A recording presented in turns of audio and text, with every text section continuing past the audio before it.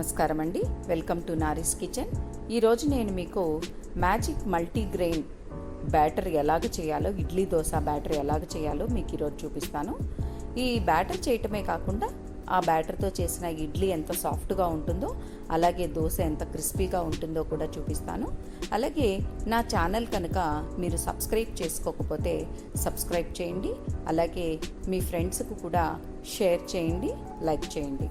Okay, ఇప్పుడు ఏం చేద్దామంటే ఈ బ్యాటర్ని తయారు చేసుకోవడం కోసం మినపగుళ్ళు ఉంటాయి కదా, అది 1 గ్లాస్ తీసుకోవాలి. అలాగే దానికి ఇడ్లీ రైసు 3 గ్లాసులు తీసుకోవాలన్నమాట. ఈ 3 గ్లాసులు తీసుకున్న తర్వాత 1 స్పూను మెంతులు ఉన్నాయి కదా, అవి తీసుకోవాలి. అది వేసిన తర్వాత దీన్ని కొంచెము నీళ్లతో బాగా కడిగేసేయాలి. బాగా కడిగిన తర్వాత ఆ వాటర్ని మళ్ళీ మనము పారపోసి మళ్ళీ వేరే ఫ్రెష్ వాటర్ వేసుకొని దీన్ని 6 to 8 అవర్స్ నానబెట్టాలి.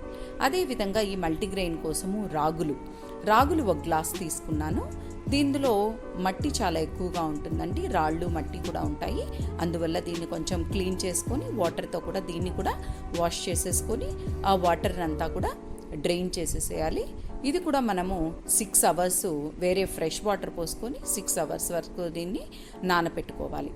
తర్వాత ఏం చేస్తామంటే ఆఫ్టర్ 6 అవర్స్ తర్వాత ఈ బియ్యం చూసారంటే ఈ విధంగా మెత్తగా బాగా నానిపోయి ఉంటుందన్నమాట. ఇందులో ఉన్నటువంటి వాటర్ని, ఎక్సెస్ వాటర్ని మనము వంపేసుకునేసి దీన్ని ఇప్పుడు ఏం చేస్తామంటే మనము మిక్సర్ గ్రైండర్లో వేసుకోవాలి.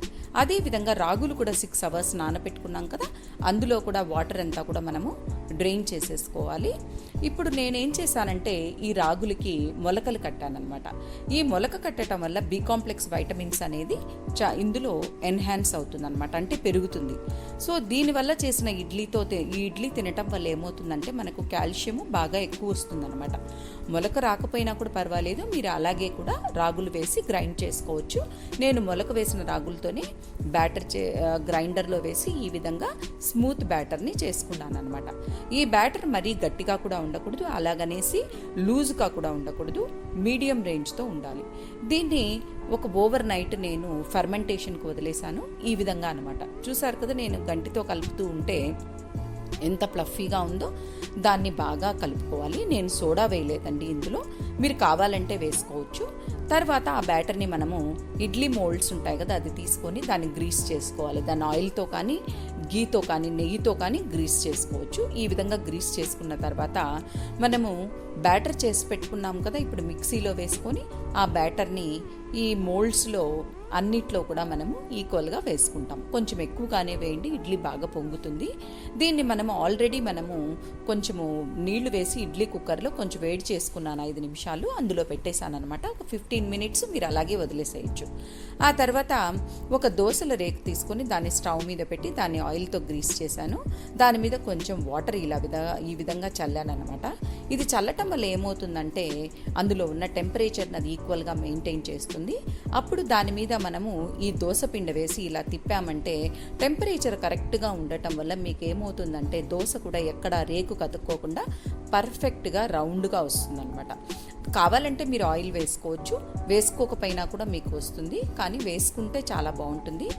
ఘీ కానీ, నెయ్యి కానీ, ఆయిల్ కానీ ఏదైనా వేసుకోవచ్చు. చూసారు కదా ఎంత పర్ఫెక్ట్గా నేను టర్న్ చేయటమే గోల్డెన్ బ్రౌన్లో ఎంత చక్కగా రౌండ్గా వచ్చిందో.